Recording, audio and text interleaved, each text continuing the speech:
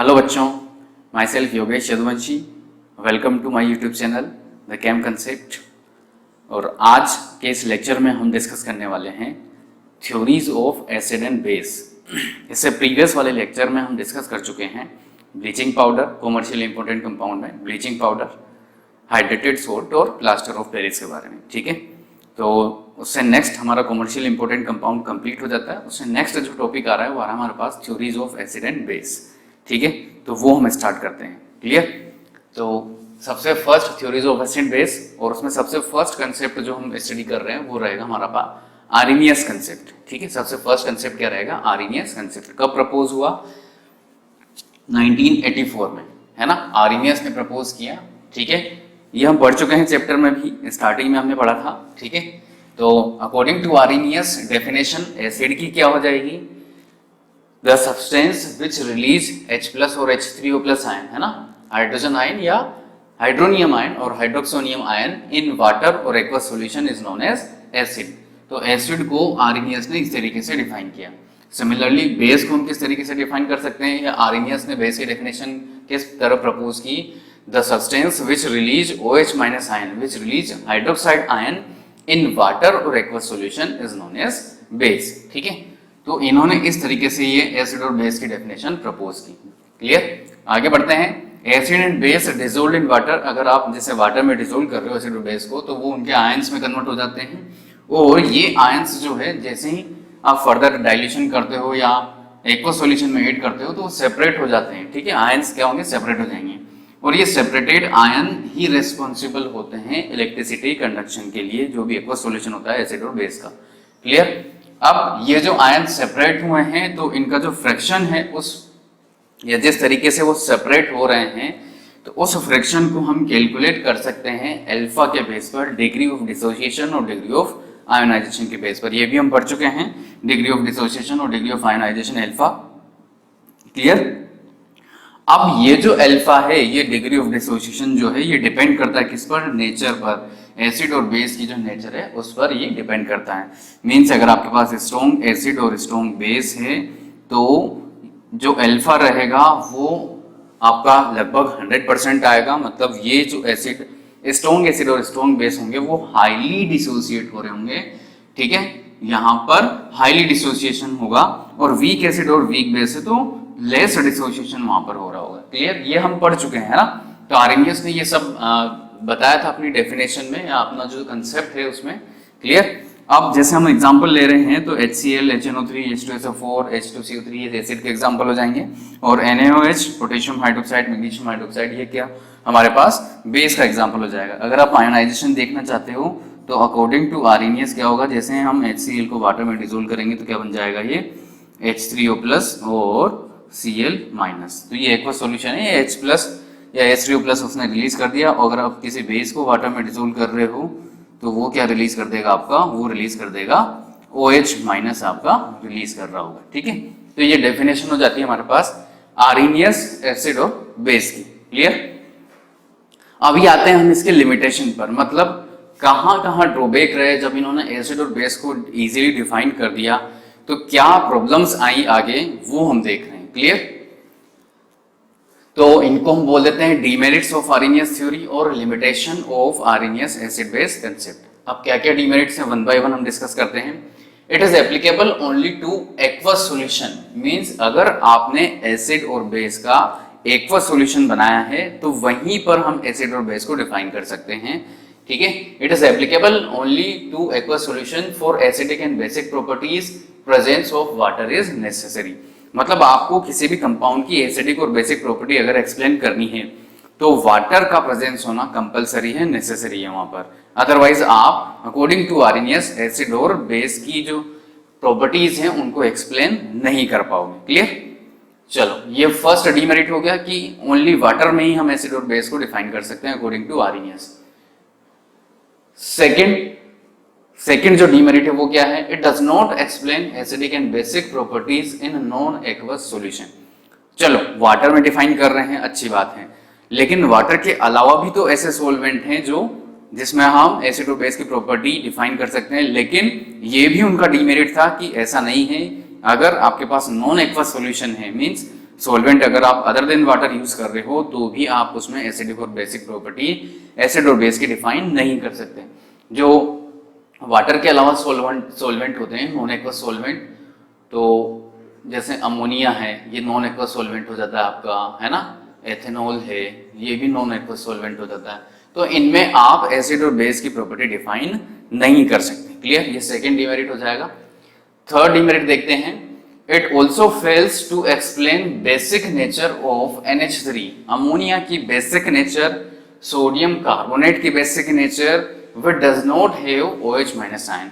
मतलब ये ऐसे कंपाउंड के बेसिक नेचर के बारे में एक्सप्लेन नहीं कर पाए जो जिनके पास OH माइनस आयन नहीं है या जो OH माइनस आयन रिलीज नहीं कर रहे हैं, लेकिन फिर भी उनकी नेचर कैसी आ रही है, बेसिक आ रही है। क्लियर, तो वो किस वजह से आ रही है उनकी बेसिक नेचर, वो इसके बारे में कुछ भी एक्सप्लेन नहीं कर पाए। ठीक है, सिमिलरली ऐसे कंपाउंड जिनके पास H+ नहीं है, ठीक है, fails to explain the acidic nature of non protic compounds. ऐसे कंपाउंड जिनके पास हाइड्रोजन नहीं है, देखो नॉन प्रोटिक का मतलब क्या है, हाइड्रोजन का प्रेजेंट नहीं होना, है ना, absence of H+। Clear, protic का मतलब प्रोटोन, है ना, प्रोटोन हम H+ को बोल देते हैं, नॉन प्रोटिक मतलब जहां पर H+ नहीं है।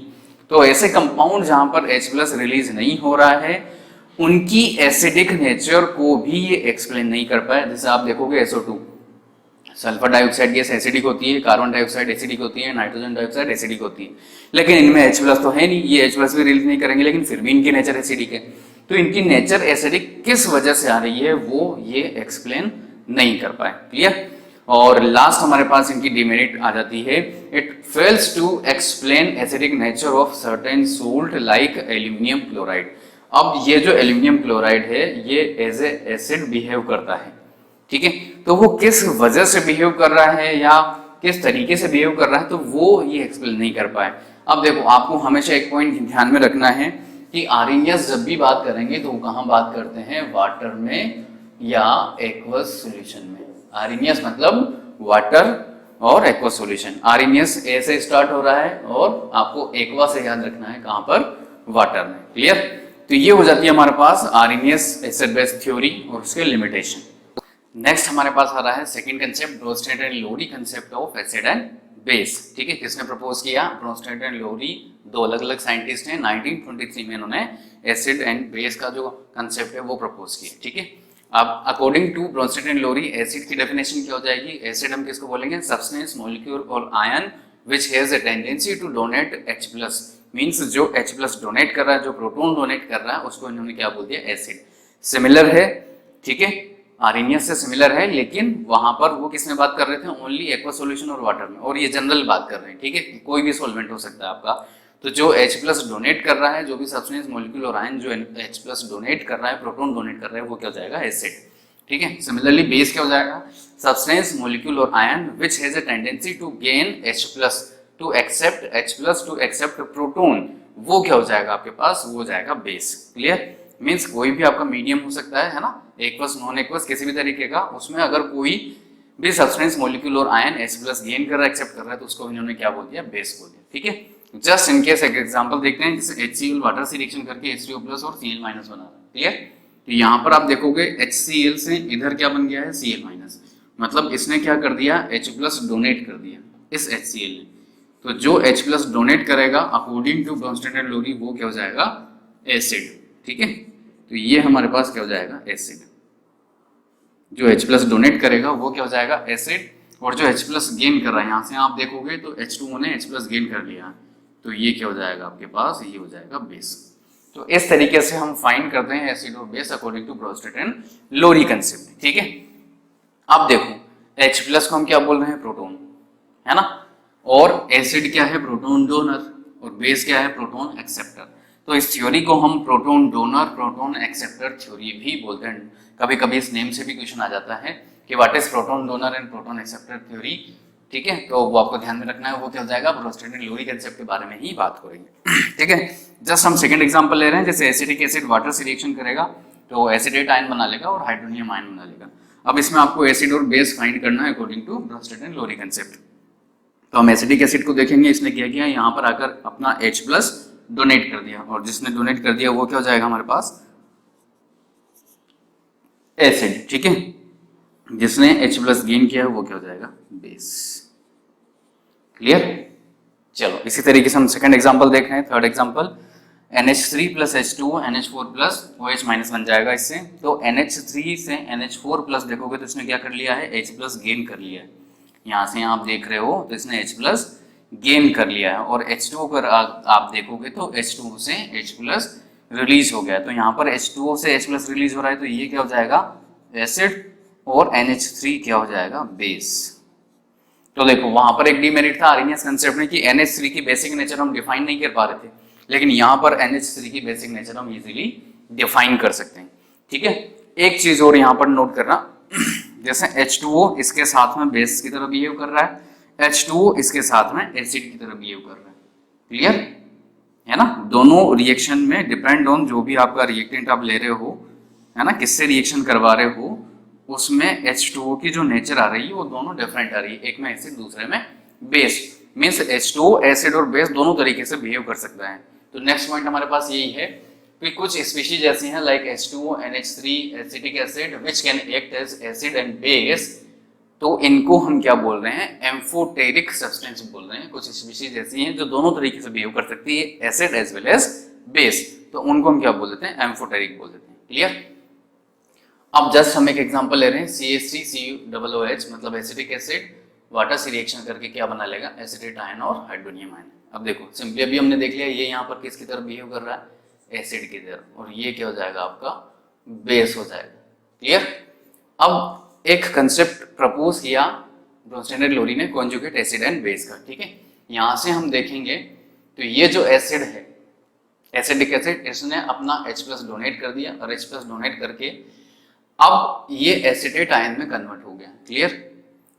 तो अगर रिएक्शन इस डायरेक्शन में प्रोसीड हो रही है तो एसिड ये हो जाएगा और बेस ये हो जाएगा, लेकिन अगर रिएक्शन इस डायरेक्शन में प्रोसीड हो रही है बैकवर्ड डायरेक्शन में, तो अब एसिड और बेस इनमें से होंगे। ठीक है, तो हम देख लेते हैं यहाँ पर, अब रिवर्स देख रहे हैं हम, इधर हम देख चुके हैं, इधर ये एसिड आ रहा है, इधर बेस आ रहा है, इधर हम देख रहे हैं। देखो यहाँ पर एसिटेट आयन है, और एसिटेट आयन को जब आप यहाँ देखोगे रिवर्स कंडीशन में तो उसने H प्लस गेन कर लिया है, और जो H प्लस गेन करता है वो क्या हो जाएगा, बेस हो जाएगा। क्लियर है ना, अभी डेफिनेशन में हमने देखा जो H प्लस गेन करता है वो क्या हो जाएगा, बेस हो जाएगा। लेकिन अब एक रिएक्शन में दो एसिड और दो बेस नहीं हो सकते, तो इसको हम क्या बोल देते हैं, इसको हम बोल देते हैं कॉन्जुगेट बेस। ठीक है, ये क्या हो जाएगा आपके पास, कॉन्जुगेट बेस। अब ये अगर बेस है तो ये क्या हो जाएगा आपके पास, एसिड, और अगर ये एसिड है तो इसको हम क्या बोल देंगे, कॉन्जुगेट एसिड। ठीक है, अब वापस रिलेशन देखते हैं, इधर से अगर आप देखोगे तो फिर ये बेस हो जाएगा, ये एसिड हो जाएगा, और ये इनके कॉन्जुगेट हो जाएंगे। लेकिन अपन इधर स्टडी करते हैं, ये एसिड है तो इस एसिड का कॉन्जुगेट बेस मींस इस एसिड से जो आयन बनेगा वो क्या हो जाएगा, कॉन्जुगेट बेस हो जाएगा। ठीक है, इस एसिड से अगर आप H प्लस रिलीज करवा दोगे तो इससे जो बन रहा होगा बेस बनेगा, वो कॉन्जुगेट बेस हो जाएगा। सिमिलरली यहाँ पर जो बेस है इसमें अगर आप H प्लस गेन करवा दोगे तो इससे जो बनेगा वो इसका कॉन्जुगेट एसिड बन रहा होगा। तो कॉन्जुगेट एसिड बेस थ्योरी भी इसको बोल देते हैं, ब्रोंस्टेड एंड लोरी कंसेप्ट जो होता है उसको। तो आपको ध्यान में रखना है किस तरीके से कॉन्जुगेट एसिड और कॉन्जुगेट बेस फाइंड करना है, ये आपको हमेशा ध्यान में रखना होगा। ठीक है, H प्लस का डिफरेंस आएगा दोनों में, कॉन्जुगेट एसिड हो चाहे कॉन्जुगेट बेस हो। चलो नेक्स्ट आ जाता है इसकी मेरिट, कि क्या क्या मेरिट्स हैं, क्या क्या स्पेसिफिकेशंस हैं। तो सबसे first, any solvent which has a tendency to gain और लूज अ प्रोटॉन में डिसाइड एसिडिक और basic nature of any substance. जो भी डिसॉल्व सब्सटेंस है उसकी एसिडिक और बेसिक नेचर कौन डिसाइड कर सकता है, किसी भी टाइप का सॉल्वेंट। अब यहाँ पर कंपलसरी नहीं है कि ओनली वाटर ही सॉल्वेंट लेना है, आप कोई सा भी सॉल्वेंट ले सकते हो, नॉन एक्वस सॉल्वेंट भी ले सकते हो, जैसे NH3 भी ले सकते हो, एथेनॉल ले सकते हो, एसीटोन ले सकते हो, बेंजीन ले सकते हो। तो नॉन एक्वस सॉल्वेंट में भी आप एसिड और बेस की एसिडिक नेचर या बेसिक नेचर डिसाइड कर सकते हो। क्लियर। ठीक है, वहां पर ड्रॉबैक क्या था, ओनली वाटर यूज कर रहे थे in case of Arrhenius concept. Second क्या जाएगा, it explain that term acid and base are comparative. ठीक है, मतलब एसिड और बेस कंपैरेटिव है। किस तरीके से कंपैरेटिव है, कि किसी एक सॉल्वेंट में कोई सब्सटेंस एसिड की तरह बिहेव कर रहा है तो दूसरे सॉल्वेंट में वो बेस की तरह बिहेव कर सकता है। जस्ट इन केस एग्जांपल हम देख रहे हैं, जैसे आपने लिया एसिटिक एसिड और वाटर, एसिटेट आयन और हाइड्रोनियम आयन आपने बना लिया, तो यहाँ पर ये क्या हो जाएगा आपका एसिड और ये क्या हो जाएगा बेस। क्लियर है ना, जस्ट अभी अपन ऊपर एग्जांपल देखा है। सेकंड हम रिएक्शन करवा रहे हैं एसिडिक एसिड की HF के साथ में, ठीक है। तो हमारा प्रोडक्ट बन रहा है फ्लोराइड आयन और केटायन बन जाएगा आपके पास। क्लियर, तो अब यहां से यहां आप देखोगे तो उसने H+ गेन कर लिया, और जो H+ गेन करता है वो क्या हो जाएगा बेस हो जाएगा, और ये क्या हो जाएगा यहाँ पर एसिड। अब आप इन दोनों रिएक्शन को देखो और उसमें एसिडिक एसिड का रोल देखो, यहाँ पर एसिड और यहाँ पर बेस। तो डिपेंड ऑन कि सोल्वेंट आप कौन सा यूज कर रहे हो, एसिडिक एसिड, एसिड और बेस दोनों तरीके से बिहेव कर सकता है। इसी को बोल देते हैं कंपैरेटिव स्टडी, ठीक है। तो कोई भी कंपाउंड है आपका, कोई भी एसिड है या बेस है, तो उसकी कंपैरेटिव स्टडी आप अकॉर्डिंग टू ब्रोंस्टेड-लोरी कंसेप्ट कर सकते हो। क्लियर, तो ये हो जाती है इसकी मेरिट। फिर एक डिमेरिट यहाँ पर अपने पास आ जाती है कि ये क्या एक्सप्लेन नहीं कर पाए। ऐसी बहुत सारी रिएक्शन हैं जो विदाउट प्रोटोन अकर होती हैं, ठीक है, मतलब जिनमें H+ का कोई रोल ही नहीं है। तो जैसे आप देखोगे SO2 + SO3, SO2 + SO3, तो उससे क्या बन जाएगा SO2+ है ना, और SO4 2-। अब यहां पर भी SO2 और SO3 जो है एसिड और बेस की तरह बिहेव कर रहा है।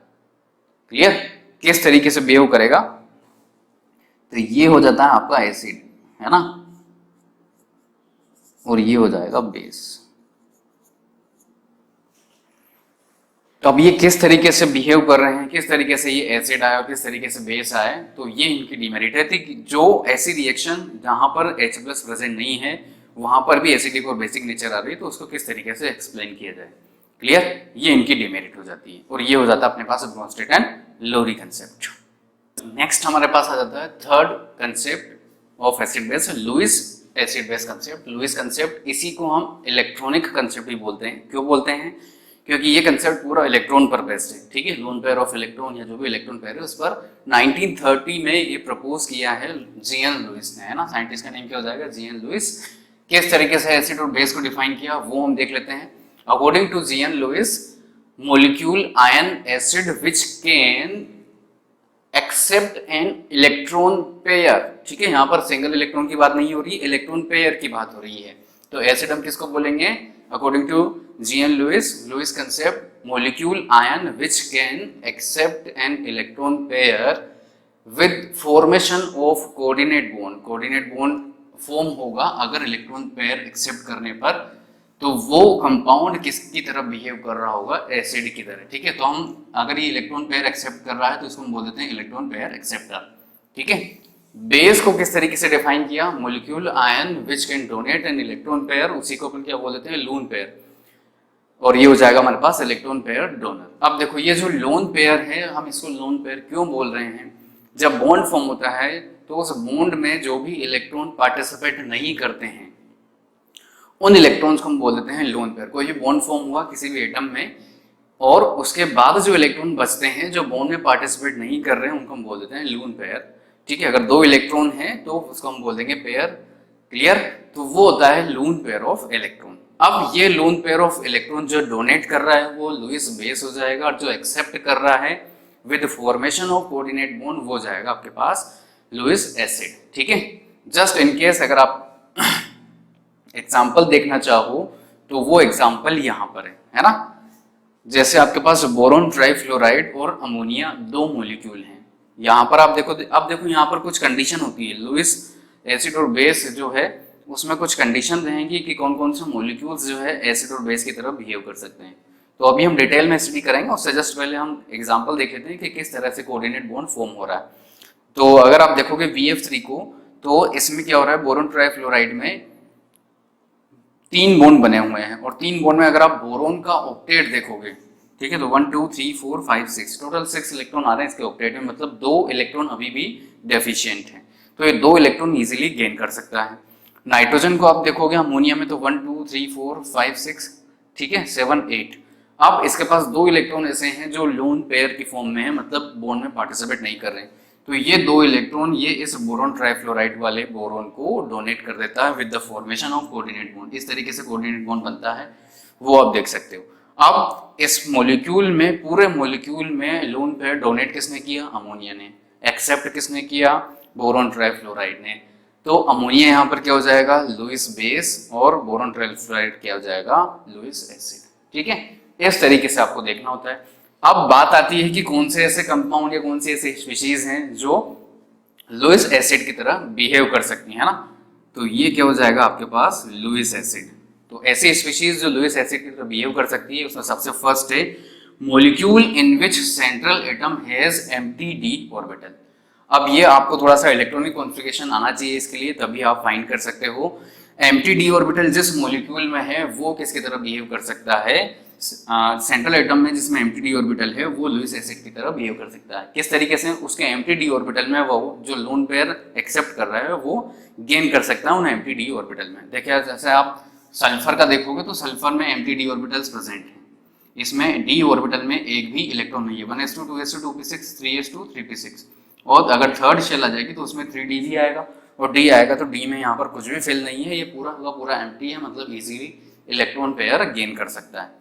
तो यहाँ पे आप देख सकते हो SF4 PF3 PF5 और SnCl4 TiCl4, ये सब ऐसे कंपाउंड और स्पीशीज हैं जो लुईस एसिड की तरह बिहेव कर सकती हैं। क्यों, क्योंकि इनके सेंट्रल एटम में यहाँ पर Ti सेंट्रल एटम है, यहाँ पर Sn सेंट्रल एटम है, यहाँ पर फॉस्फोरस और यहाँ पर सल्फर।